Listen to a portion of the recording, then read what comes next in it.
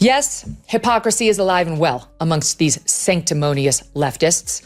From Kimmel to De Niro to Stephanopoulos, they want you to believe they're better than you, more virtuous, more decent. But we all know the truth. They lie. They sin. They do the very things they accuse you of and the things they say they would never do. Evil things, like try to destroy people based on feigned outrage from which they spare their own side. Megyn Kelly just absolutely torched Jimmy Kimmel, and she didn't even have to be in the same room to do it. No face-to-face drama, no screaming match, just cold, calculated wordplay that hit like a wrecking ball. She came in sharp, didn't raise her voice once, and still managed to leave Kimmel's reputation wobbling. It wasn't messy, it was masterful, and the way she pulled it off, pure verbal precision. What exactly did she say that caused this kind of shockwave? Stick around, because this takedown is so brutal. It's got the internet on fire. And trust me, you're gonna want to hear every word. Back in the day when I was on the prime time of Fox and you were on the prime time of CNN, a couple of hours after our shows ended, late night comics would come on, and they occasionally would make us laugh, Piers. I mean, occasionally they understood that they were in the game of making everyone laugh. As you know, they've abandoned that game now, and they're just political operatives out there. Colbert, Kimmel, Seth Meyers, who I struggle to even mention that guy's name. He's such an absolute prick. I can't stand him. Megyn Kelly just pulled off a legendary move, and she didn't need lights, cameras, or some cringy talk show showdown to do it. No yelling, no face-to-face drama. She took it online and straight up dismantled Jimmy Kimmel with that icy, razor-sharp sarcasm only a true pro can deliver. It was clean, it was calculated, and honestly, that kind of silent takedown takes skill. Very same celebrities who wanted you to believe they were horrified after yours truly said in 2018 that people used to don dark makeup in order to imitate well-known black celebrities and it wasn't a big deal. Absolutely ate up the performance by Hollywood darling Mr. Kimmel, whose blackface costumes included his oft-repeated bit as basketball star Karl Malone. Now, Karl Malone never seen no flying saucer himself, but if he do, that's gonna be a spooky time. Let's set the stage. Jimmy Kimmel, the late-night master of political jabs, the guy who lives off punchlines and roasting public figures. That's his thing, right? But this time, nothing. No jokes, no quick comebacks, not even a weak swing. Megyn Kelly handled all of it. Every shot, every word, and left Jimmy with absolutely zero to fire back. Just silence. And not the awkward kind, the kind that burns, like getting stung by a dozen bees and pretending it doesn't. Hurt. You know how much it costs to produce Jimmy Kimmel's show? I guarantee you it's tens and tens of millions. It could be as much as 100 million. I have no idea. You know how much Tucker's video cost? Nothing. You know how much Jimmy Kimmel, how many people he gets tuning in on an average night? Just last week, his average was, in the overall, meaning all viewers, 1.5 million. In the key demo, 236,000. Tucker would have been embarrassed to pull that on any night he was on the Fox News channel. That's what they're getting now. Tucker's numbers were 3 times what Jimmy Kimmel gets. And Tucker's little basement video that he did from clearly like his cabin that he broadcasts out of Maine in literally has 21 million views. Okay? 21 million views.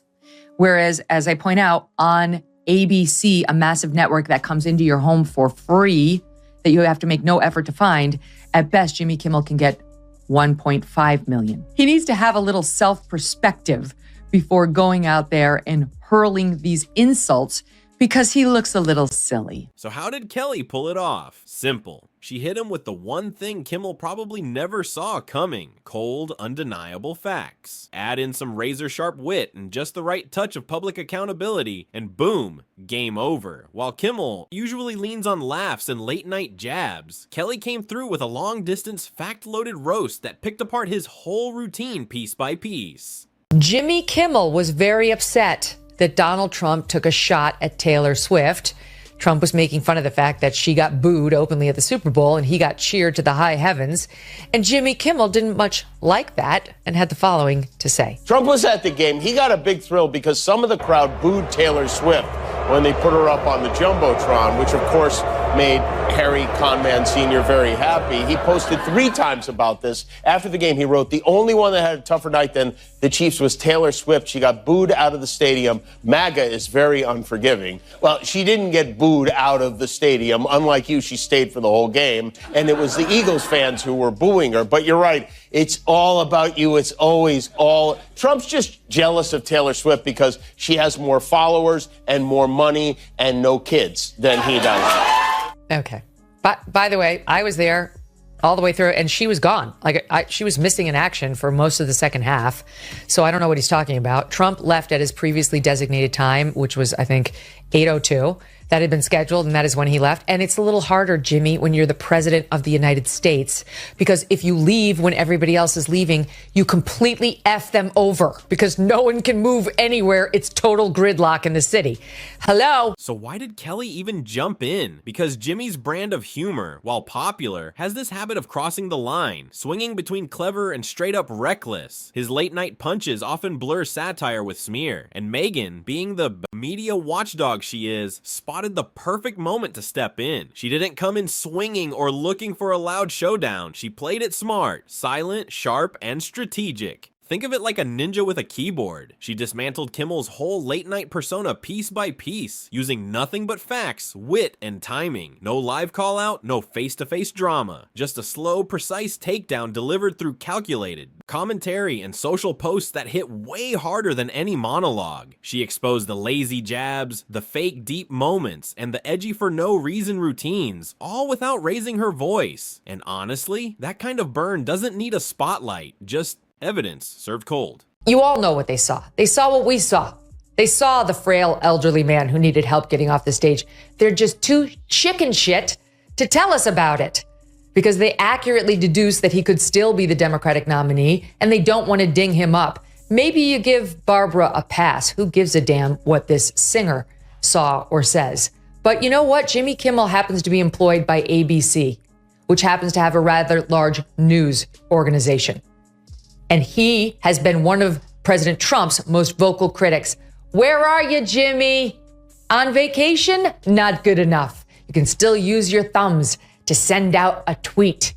You could set the record straight right now, but you won't. She systematically picked apart Kimmel's track record, not just the jokes that missed, but the ones that blurred into misinformation, exaggerated under the guise of satire, or straight up punched down instead of poking fun. Picture her calmly scrolling through clips, transcripts, social threads, dissecting every weak spot in his act with the precision of a surgeon. This wasn't just a roast, it was an autopsy of a late night routine that had lost the plot. And the brilliance? Kelly never threw a direct insult, never got dragged into a back and forth. She didn't need a gotcha moment. The facts handled that for her. Every sharp observation landed like a domino, and one by one, the illusion of Kimmel's untouchable late night image collapsed. And yeah, people noticed. While Kimmel plays to the room with fast jokes and flash monologues, Kelly's slower, more calculated teardown hit different. It spread like wildfire, with people breaking down her points, sharing receipts, and calling it exactly what it was, a cold, hard truth served with precision. You got the Sunday morning show with Stephanopoulos into the evening Academy Awards broadcast with Kimmel, and ABC elevating, the blackface lovin' Kimmel. They, at the same time, fired Chris Harrison, host of The Bachelor, for trying to defend one contestant on The Bachelorette for saying, gee, I know I went to this antebellum party, a couple years ago. I guess I didn't see anything wrong with it. And all he said was, are we judging her by today's standards or are we judging her by, old standards, whatever. He was basically trying to say, are we being too hard on her? Got fired. Chris Harrison has to be fired by ABC. I don't know why, because he's not a committed leftist, because he's not out there more saying all the terrible things about Republicans that Jimmy Kimmel says. So why did this quiet takedown hit so hard? For starters, it completely blindsided Kimmel. There was no setup, no live stage to clap back from, no rapid-fire comeback or safe retreat behind the usual comedy shield. No tweets, no monologues. Just silence. And in that silence, Kelly's words echoed louder. Her approach made people actually pause and think, instead of reacting to some loud back and forth. That's what made it land. It shifted the spotlight onto the substance. Fans started second-guessing, skeptics felt seen, and even folks who normally wouldn't care found themselves drawn into the debate. When everyone else is yelling, the person calmly laying out receipts. They come off like the only adult in the room. Kelly didn't rely on zingers or viral punchlines. She kept it sharp, steady, and impossible to argue with. And that's the thing, tantrums fade fast, but a clear, reasoned call-out, that lingers. Even Kimmel's own fans couldn't ignore it. Her tone didn't just challenge him, it challenged everyone to take a second look. Just this past 2 weeks, they had the Kennedy Center honors the other night where Joe Biden couldn't say Dionne Warwick. He kept calling her Diane, and he didn't know who Barry Gibb was. He kept calling him Billy. You know who else was honored? At the Kennedy Center. You know who else? Billy Crystal. Just FYI, do you know who once opened up the Academy Awards in full blackface? Oh, Billy yeah. Crystal. Billy Crystal. And do you know who's going to be hosting the Academy Awards this year? Jimmy Kimmel. Do you know who's worn blackface repeatedly and spoken inner city sort of urban accent saying she needs to darn those socks? Jimmy Kimmel as Oprah, as a fat-suited, black-faced, darning socks Oprah. What made this approach so effective is that it didn't just echo through the usual echo chamber. It slipped into conversations, sparked debates, and caught people off guard in ways loud callouts never could. By steering clear of the spotlight, Kelly also dodged the chaos that usually comes with public showdowns. No messy back and forths, no defensive scrambling, no opening for her target to spin the narrative or fire back. She kept her distance and stayed in full control. Cool, calculated, untouchable. And the real genius? She played the long game. While late night hosts chase fast laughs and 24-hour viral moments, Kelly's strategy had staying power. Her points didn't just trend, like they stuck. People kept talking, analyzing, reposting. It didn't explode overnight, it smoldered, and the burn lasted. What could have been another loud, forgettable clash turned into a precise, high-impact takedown. By choosing the indirect path, Megyn Kelly rewrote the playbook on media confrontations, proving that the sharpest blows don't need a mic or an audience, just facts, timing, and a touch of ruthless finesse. Last night was the 96th Academy Awards show, and while you might have missed it, there was one clear winner. No, not Oppenheimer. It was sanctimonious leftists for their lead role in pretending they are better than you. Winner number one, Jimmy Kimmel. For the fourth time, Kimmel hosted the Oscars before an adoring crowd of Hollywood stars who laughed and curried favor with the man who wore blackface so many times. Yes, some of the very same celebrities who wanted you to believe they were horrified after yours truly said in 2018 that people used to don dark makeup in order to imitate well-known black celebrities. So what does all this say about Jimmy Kimmel? Honestly, his silence afterward was the final nail. The quiet that sealed the whole thing. No response, no clap back, nothing. Whether he was stunned, playing it safe, or just didn't know how. To answer, it handed Megyn Kelly full control of the narrative, and that alone makes her strategy a clear win. This entire exchange is a masterclass in playing the social media game, outwitting, outlasting, and outplaying without raising your voice. Kelly didn't need a screaming match. She used restraint, proof, and razor-sharp commentary to land a hit that'll stick. Sure, Kimmel still has his monologues and laughs, but now there's someone else in the ring. Calm, calculated, and armed with truth. And the real twist? She never needed a stage, just her platform, a digital echo chamber that carried her message through timelines, comment sections, and inboxes with force. In a world where everyone's yelling to get noticed, Kelly flipped the script. She turned the internet's love for drama into fuel and dropped a quiet, devastating truth. Bomb that left even Kimmel's fans stunned, rereading posts like, "Wait, did that really just happen?" Now, I will tell you, he's not the worst. The Daily Show has the worst ratings. They only have 366,000 people watching that show. During the Jon Stewart years, it was over 2 million. Now it's down to 300,000. Seth Meyers, absolutely dreadful. He doesn't even have 1 million, 778,000. I mean, for network television, this is, you don't have to pay for it. It's there when you turn on your TV, you plug it in. That's a dreadful number. Greg Gutfeld on cable, which you do have to pay for, it has more than double the numbers of Seth Meyers.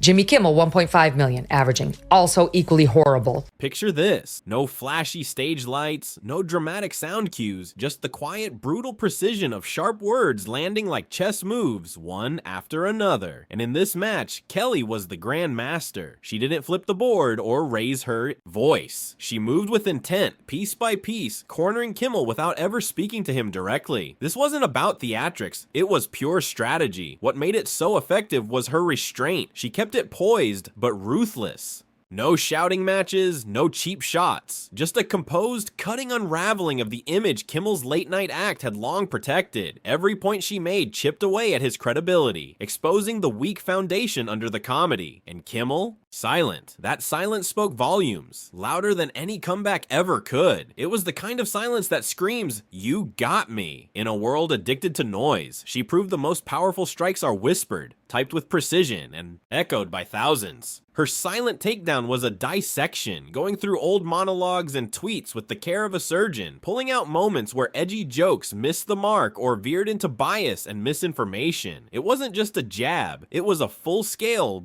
breakdown, and people noticed. Because she didn't yell, she showed. She peeled back the comedy shield and revealed the cracks underneath. And while fans love a good roast, when it's served with evidence and style, it hits different. Meanwhile, Kimmel said nothing. No tweets, no pushback, just silence. Maybe it was strategy, maybe he froze, or maybe he knew he got outplayed without even realizing it. But Kelly's move exposed something bigger, that media showdowns aren't won by yelling anymore. The new power move, owning the narrative with calm, well-timed, fact-backed critique that spreads fast and cuts deep. She reminded everyone that when wit meets receipts, it always beats shallow punches. And in the fallout, the media world took notice, not just of the takedown, but of how it was done. No stage needed, just a sharp mind, a keyboard, and perfect timing. Kimmel may still hold court in late night, but Megyn just walked in and claimed the crown for the silent roast. So next time someone talks about drama in media, remember this one, because the loudest takedowns now, they're happening in silence. And when that silence hits, trust me, you'll feel it.